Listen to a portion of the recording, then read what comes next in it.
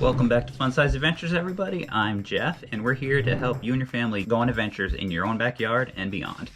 Now, these are Paracord bracelets. Now, I didn't know much about these until Ethan got this one for Christmas from my parents a few weeks ago, and even at the time, it took us a few days to realize there was a whistle built into it. Which is awesome. If you're out in the woods with kids, it's a great idea to have a whistle with them. But then a few days later, I came across this one in our local discount store. It was only $3, which is a steal.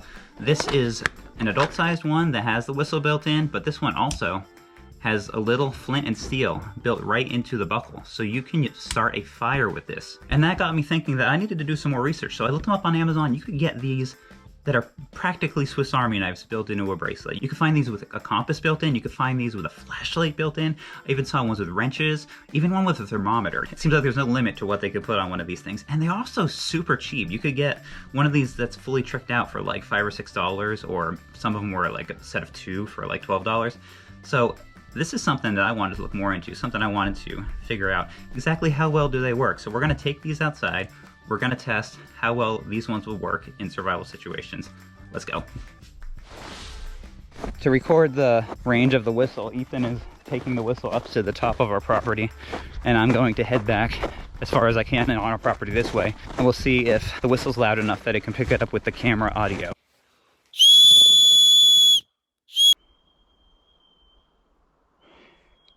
I don't know if you can hear that on the camera, but I can definitely hear it with my ears, and I can tell what direction it's coming from. If you're out in the woods and your kid does wander away within a reasonable distance, even if they're dense woods and you can't see them, you'd definitely be able to hear that.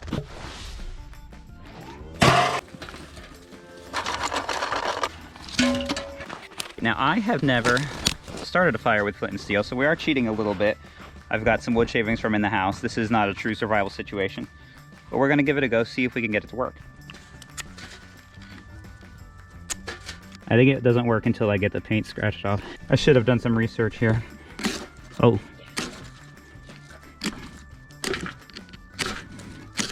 We're getting sparks, but that's not really working out. I got an idea. Hi guys. My. All right, that's gonna make it easier. Obviously, unless you brought this with you, you would not have dryer lint in a survival situation. Since this is our first time, we're not looking for this to be any harder than it needs to be. Oh. Oh, there. Can I start? Because it's just burning hair and lint right now. I have stuff to burn. Oh, righty. So using the flint and steel on the bracelet, we were able to get some fires. It wasn't completely natural. We did use that dryer lint, but for our first try using flint and steel, that wasn't too bad. So it looks like this is something that I'm gonna wanna practice more before I ever end up in an actual survival situation, because starting fire is something you're definitely gonna need. The final things these can do is break down into a length of rope. As you can see here, this is where the rope ends, and it's kind of been melted together so it doesn't fray, and then it's just kind of tacked on there with its own melted goo, for lack of a better word. You can just snap those off and completely disassemble this. I'm not gonna do that now because I have not learned how to rebraid this yet. I think I might do that in a future video, but until I learn how to rebraid it, I don't wanna ruin this. So you just have to take my word for it.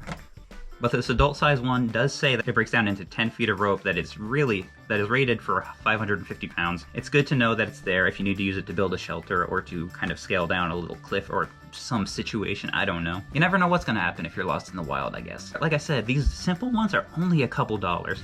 This is something that I'm gonna buy a lot more. I'm gonna make sure that whenever we go out on adventures in the woods, all the kids have one, I have one, so that we can be sure that in the event that we get separated, which hasn't happened yet, but in the event it does happen, it'll be a peace of mind knowing that if they all of a sudden look around and they've wandered off, they can sound this whistle, we can whistle back, we can get reunited, and it's just crisis averted. Which, if you're outside in the woods with kids like I am a lot, you know that there's plenty of crises to go around.